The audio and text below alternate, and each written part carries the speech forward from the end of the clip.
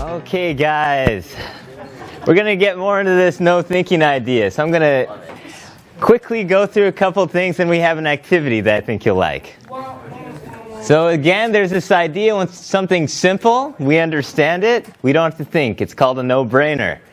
When it's complex or we don't understand something, that's when you have to think, that's when you have stress, that's when you have to make a decision.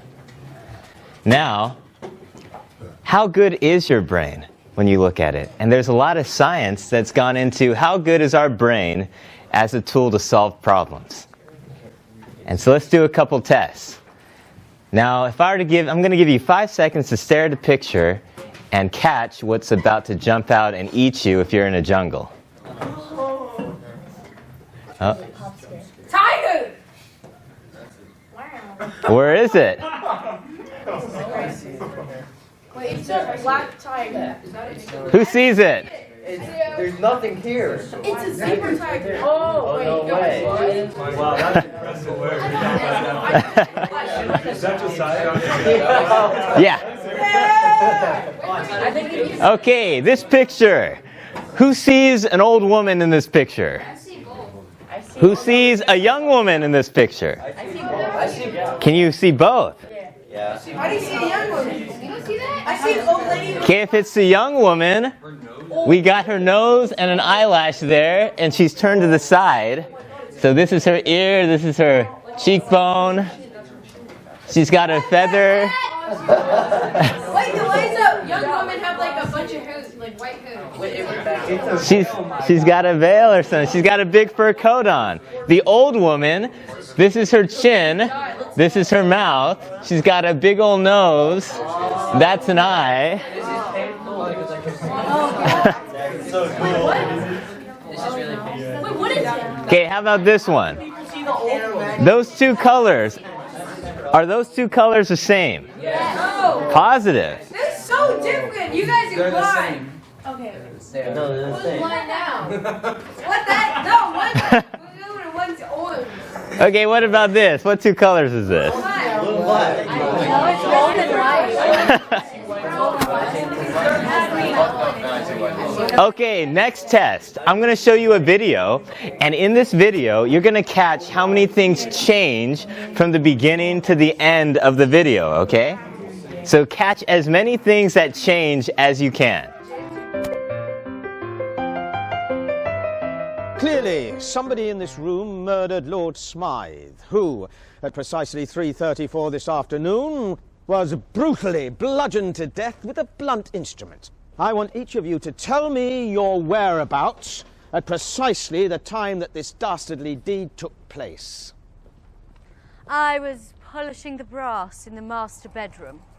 I was buttering his lordship's scones below stairs, sir.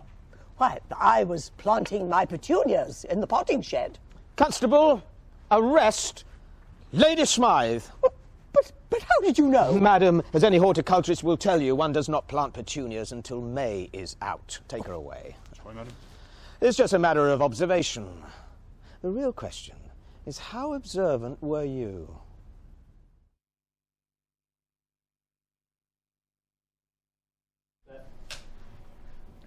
Action.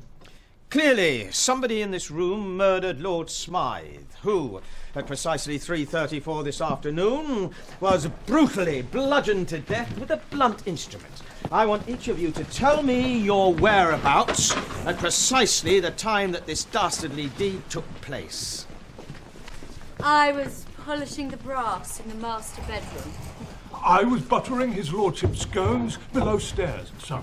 Why, I was planting my petunias in the potting shed. Constable, arrest Lady Smythe. So they go into the brain, and they find out the brain, we have faulty perception. Everybody sees different things in life. Reality is one thing, but we all see different things.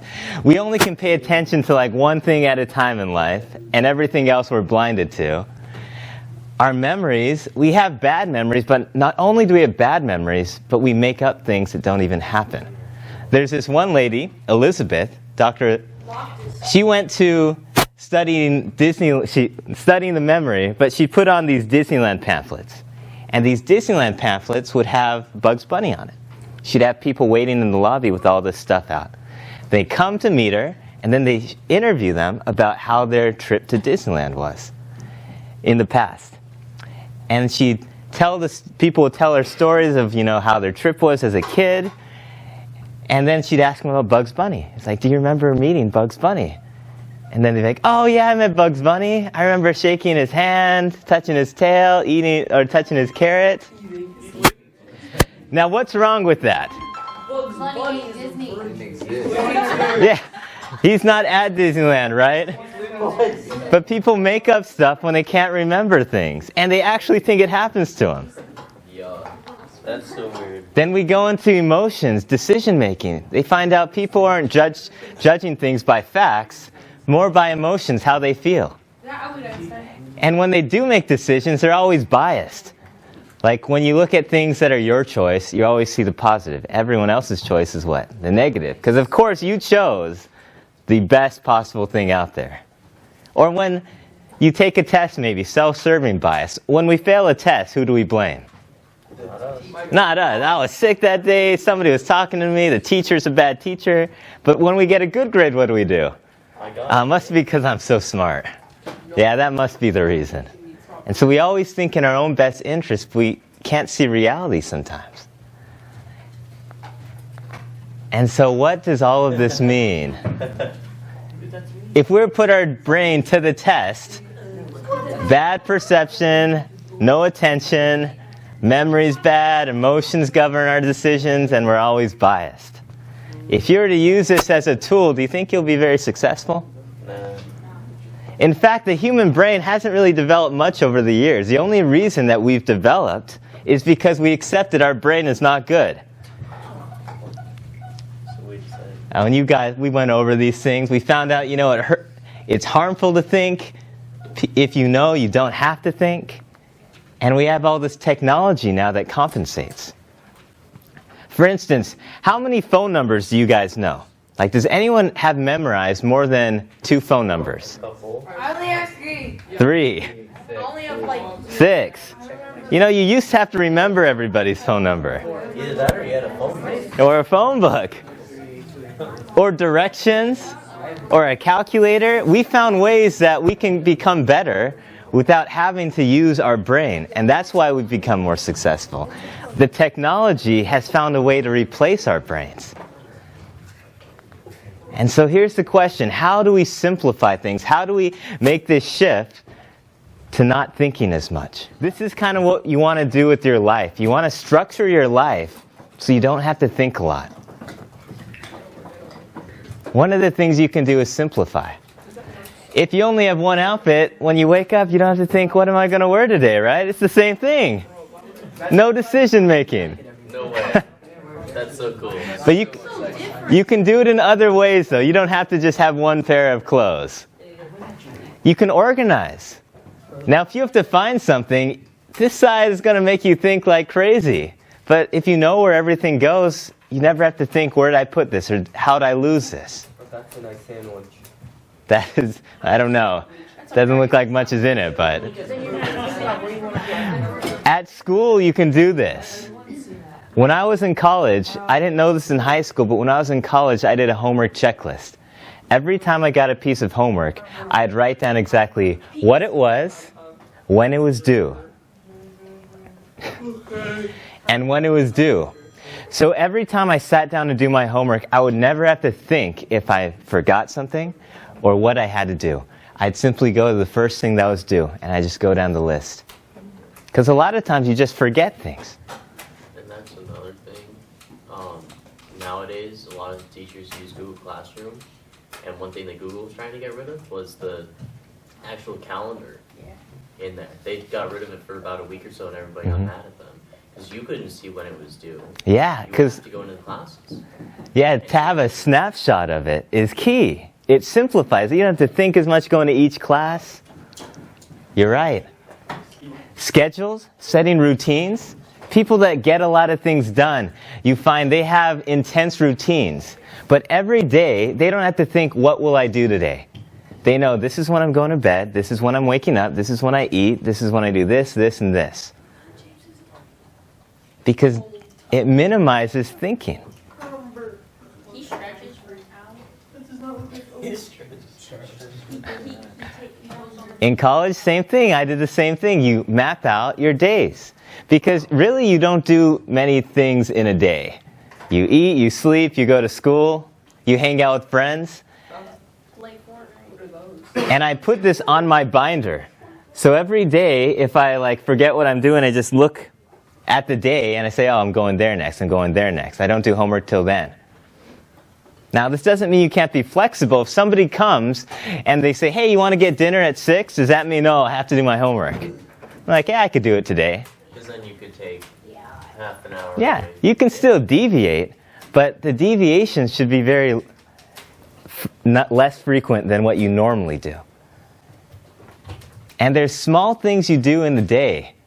The last thing to simplify, and probably the best one, is if you look at all the information out there, you know very little compared to what's there. So if you try to know everything yourself and solve all the problems yourself, will you be able to do it? No. The only way to make up the gap is, we call it utilize expertise. Or you find people who know what you don't, and you just ask. People do this all the time. We don't all have to be doctors. If you learn, just like at the beginning of class, each person in here has unique skills. And the more people you know, the more you fill in the gap. And you don't have to know hardly anything. For instance, at school, this is how I did homework in college my first year. I would get a piece of homework, maybe on Monday. I'd try to use my notes and I'd reread the chapters. I'd try to solve it. I'd stay up all night, and then I would still get bad grades on the test because I didn't understand the homework well enough. And I found out this is taking too long, and I still don't get good results.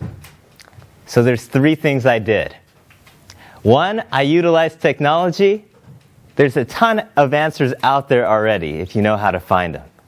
Next, I got to know my professors, and these were actually found by Li, Wu, Yi, and Zhang. And I got to know who my professors were. I went in after hours, talked with them, and I was nice to them in class. That was key. And then I'm not a very social person. I wouldn't even go to classes the first 2 years. I would just read the chapters, take the tests, and I'd never go to class. Then I found out, going to class has value.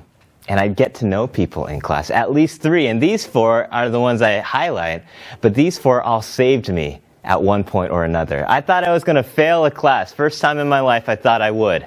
But I met Sam Hu, and Sam Hu, he's Chinese, and what I learned is the Chinese traveled in packs, and they all studied together. And I learned they have this network that they keep all the exams of the past years.